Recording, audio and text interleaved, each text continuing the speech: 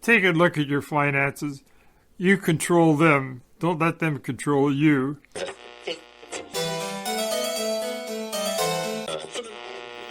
I look out the window and I see in the fall how the leaves fly by, and I think, well, there go my years. They've just flown by.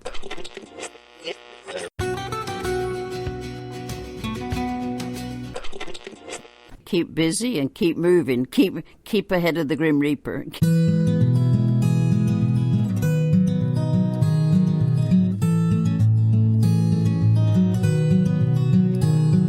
Hello, and welcome to Elder Wisdom, Stories from the Green Bench, the now award-winning podcast from Memory Tree, made possible by the people at Schlegel Long-Term Care and Retirement Villages. I'm Erin Davis, so pleased to be one of your hosts. And when I talk about Schlegel, I don't just mean Ron and his family, those Schlegels.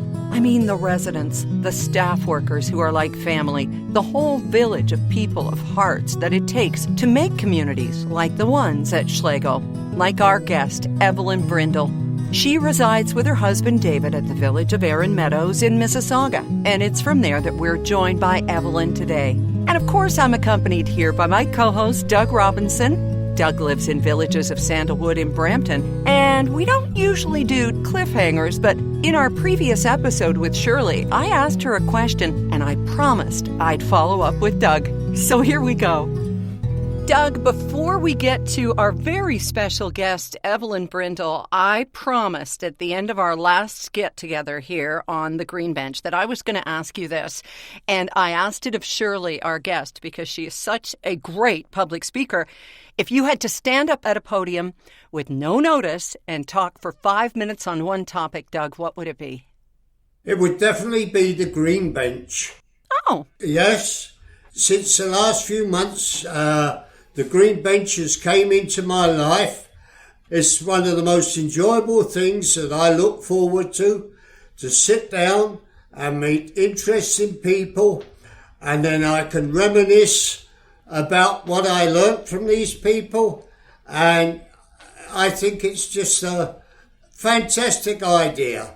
Wonderful. Well, now that you have just set the table for the perfect introduction to Evelyn, let's introduce everyone to another fascinating person. And she lives in the village of Erin Meadows in Mississauga. And we're so glad that we have you at the microphone with us today for a nice visit on the Green Bench. Hi, Evelyn. Hello. Thanks for calling me fascinating. I'm not quite sure I live up to that, but thank you. Well, you know, we do our research thanks to Melinda, and there are so many different facets. And Doug will find this too. If you just stop and talk with somebody, everybody's got a story. You don't have to have a movie of the week made of you. No. Or even a book written about you. And I happen to know you're both voracious readers. So if I may, I'm going to let Doug sort of go into the book part of our chat here today, because Doug was in isolation and he found himself doing quite a bit of reading. Didn't you, Doug? Yes, I sure did. Evelyn, I was in isolation for 14 days. I read 3 books. One was John LeClaire, 300 pages. David Baldacci with 400 pages, and Ken Follett with 800 pages. And it certainly helped me pass those horrible 2 weeks away faster than if I hadn't been reading. Well, a good book can do that. Yep. Especially a book. It's an experience I think more people are losing these days, unfortunately. Yeah, my wife, we've been married 62 years. She has Alzheimer's now.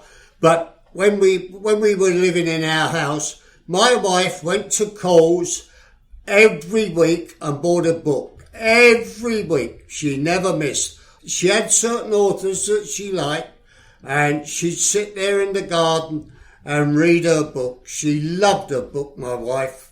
And it's one of the interesting things here at Erin Meadows that we have is the library that we have here, and the continuous increase in the numbers of books that are brought in or donated by various residents when they arrive, or when they get a special gift. And it's so well used, which is great.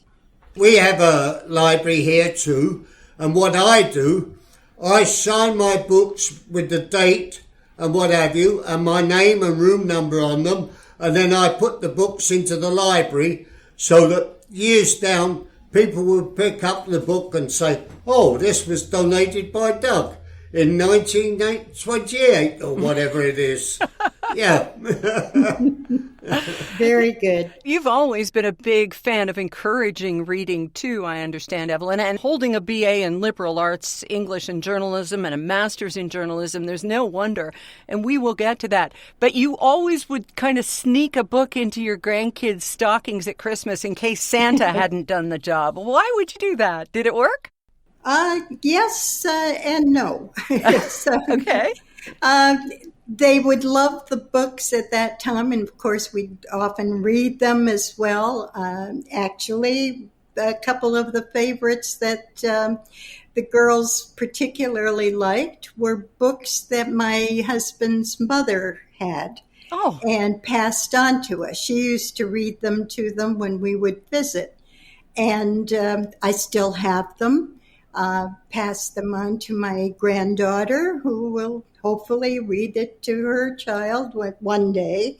But it's so important to have that ability to read and to enjoy what you're reading. And I found that all the way through. Of course, when I was young, my favorite author was Louisa May Alcott. Of course. And Little Women has always been one of the outstanding favorites that I often read.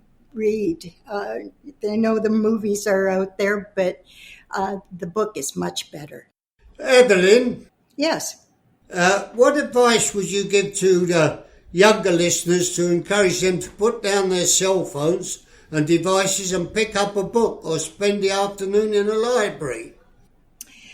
That's very hard to do with the younger generation. Quite true. Unfortunately, it's not easy. I found that with many children, even though they live in a house with a lot of opportunities to read books or have books around. The interest there is not that good. There's too many things to take distracting them, and getting it in as few words as possible seems to be the most important thing. It's true. We have to adapt to it and accept it to a certain degree, and just give everyone the encouragement to try this out as if it's a new form. And I pass things on to them, and some things they surprisingly come back and say they've enjoyed it. So you just have to keep trying and pushing. I've adapted to a little bit to today's way of life. I can now text my relatives in England.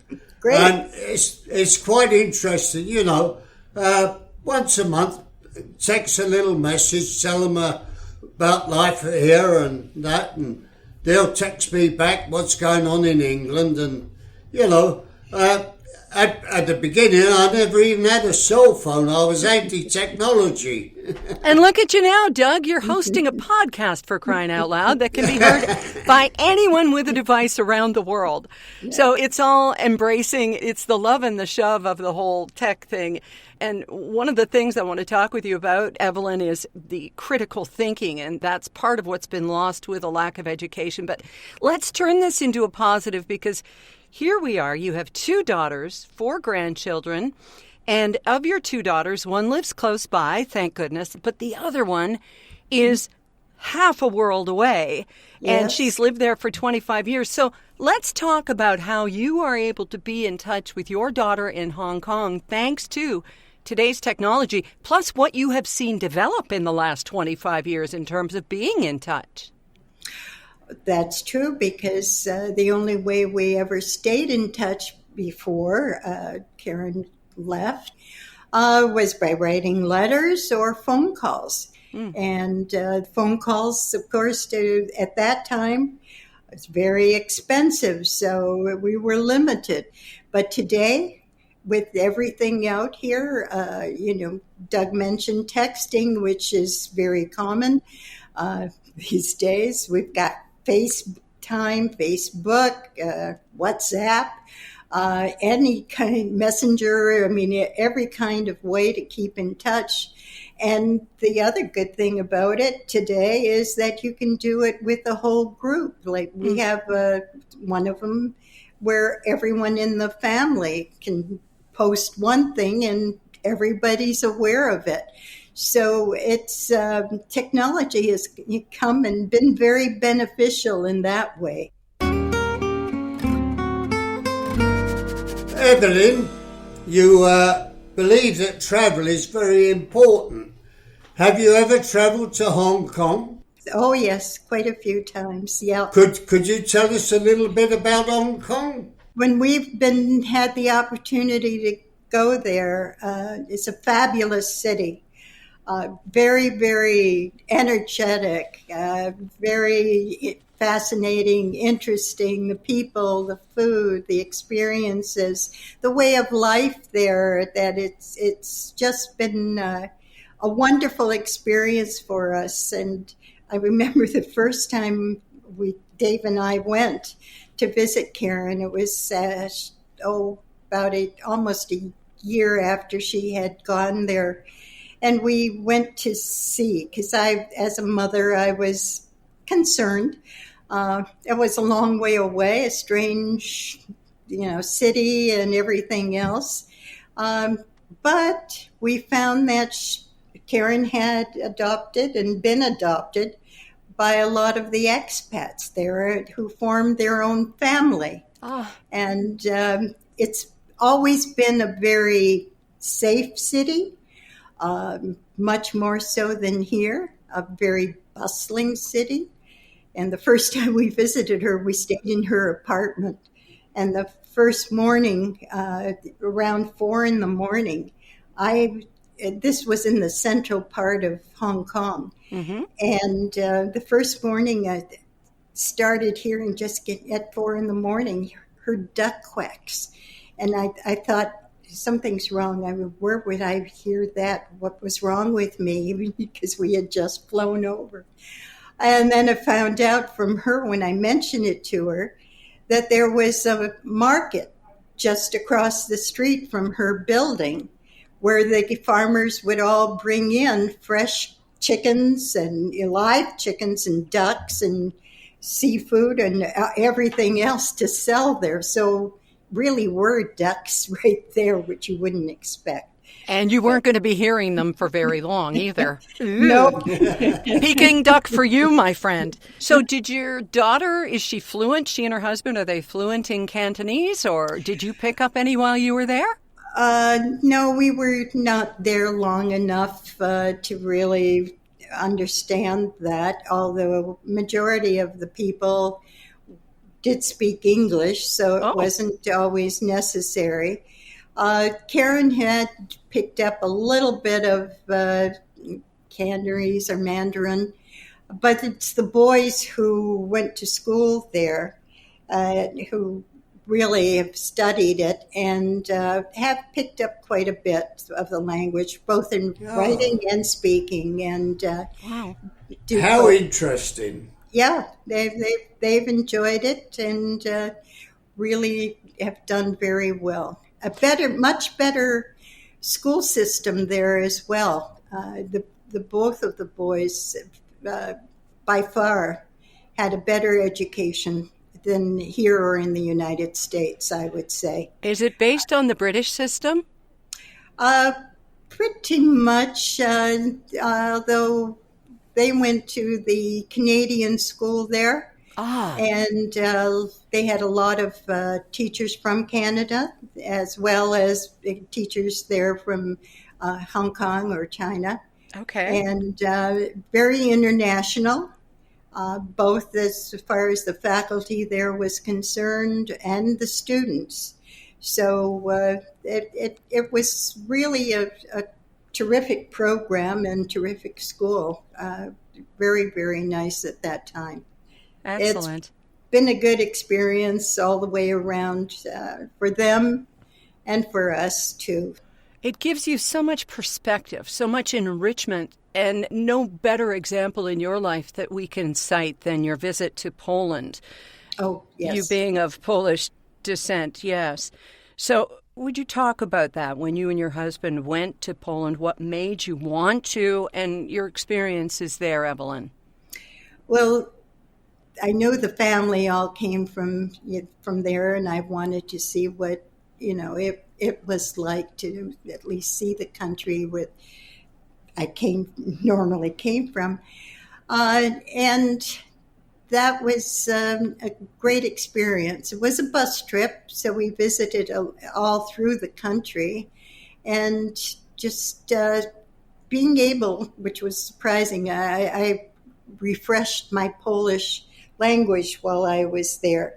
And that was great. It came back to me after so many years. I was able to communicate with a number of people and at least get through ordering in the restaurant or buying something as well. And it was just perfect. A beautiful country, a lot of lovely, lovely cities. Seeing them, particularly Warsaw or Krakow, the devotion, the love of their culture, and rebuilding so much of the cities after World War II's destruction of them, it was absolutely amazing. And you sort of really felt that this is what a country should be. They really loved what they had and their history, and which many times was very, very difficult. The other part of the trip, seeing the concentration camps, going through and touring them, something I believe that everyone should really see. It really tore my heart. It was to see that people could treat others in that kind of situation and do that to so many millions of people was beyond belief. And I still think about that time that we went through it and really appreciate the fact that, all these people gave their lives, and that we don't really appreciate all of that today, especially in the situations that we're going through. I'm originally born in the U.S., so I'm a dual citizen. And seeing what's going on in the United States these days really affects me considerably. Well, the rise of Nazi flags and people Definitely. who flat out deny things like the Holocaust happening. And it's just such an affront to everything, to all the critical thinking that I promised we would get back to when we were talking about it earlier. And that's part of an education, isn't it? And that's where books come in, Yep. Books, newspapers. I mean, we have all the media, and the sad part of it today is the fact that so much of our news is disappearing. Oh, the newspapers. Oh, my gosh, yes. Community newspapers were so important. I started out in a community newspaper, and I've seen how important they were, to the local area. They are. And to see them disappearing now, and people not even wanting to read a newspaper. Yeah, who else held city council's feet to the fire, if not the newspapers and the local journalists, as you yourself were? That's right.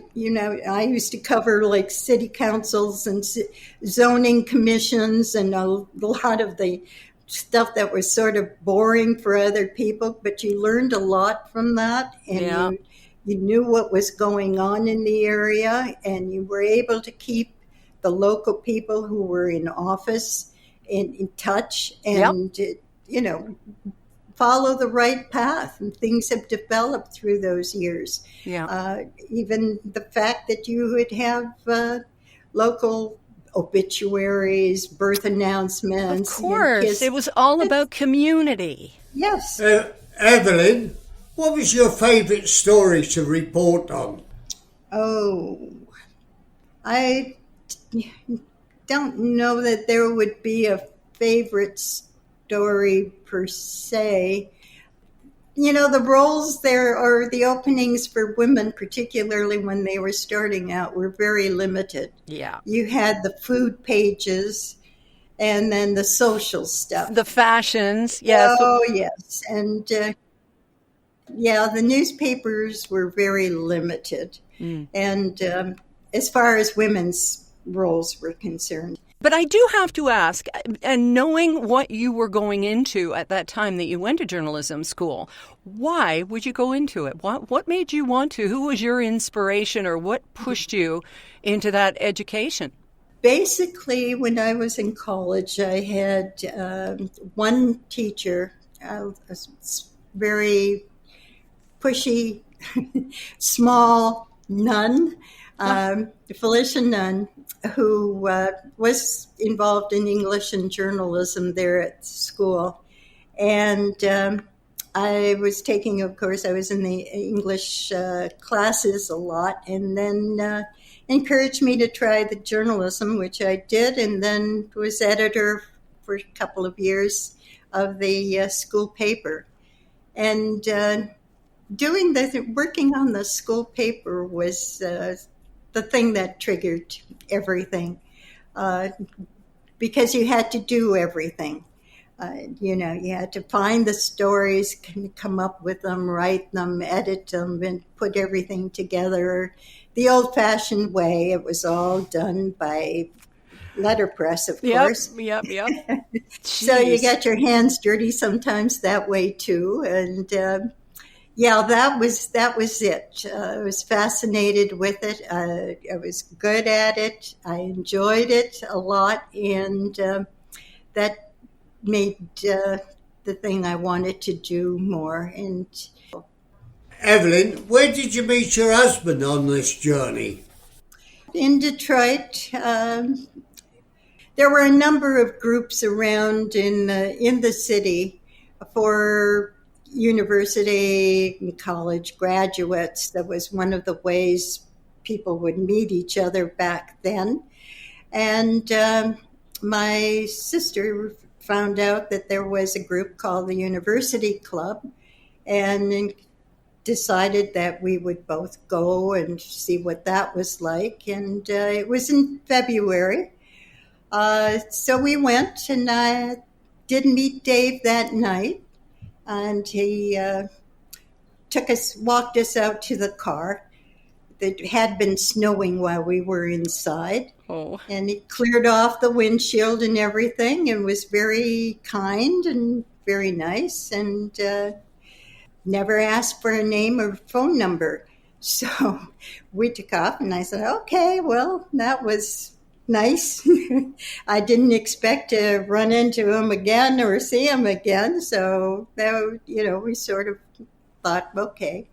But a few months later, we went back again, and there he was. So that time he asked me out, and then everything developed, and we, got married. And it was, it'll be 58 years this year that we are married. They had a most interesting honeymoon, though, I must say. Ooh, we're all ears. Tell us more. Yes, spill the tea, Evelyn. We're listening. Well, at that time, there weren't very many places to go as far as, locally you could. Well, this was November that we got married. Yeah, so Niagara Falls was kind of out of the question. Yeah. Right. And so the only place that was around that was sort of warm was either Florida or the Bahamas. So we were told it was suggested by a couple of friends, and Nassau is really nice at that time of the year, and you'll enjoy it. So that's where we went for the week. Well, we flew from Detroit early in the morning to Miami to catch the plane to Nassau, and middle of the flight was a big storm. And lightning and thunder, and the plane was shaking from side to side. They didn't have the covered shelves up above, so everything was flying out of the suitcases, brooms, whatever everybody was taking back was just coming out. And I thought, well, this is going to be a short honeymoon. Yeah. It was quite frightening. And then we landed. Of course, we were about a block away from the terminal, and it was pouring rain. So they came out with some umbrellas, but it was very late at night. So the rum drinks were not something anyone was really interested in. But then we got to the hotel, and they didn't have or couldn't find a reservation, they said. So we had to argue that one for quite a while, and finally they took us to a room. And the gentleman opened the door, and the room looked like it had an orgy for 2 weeks in it.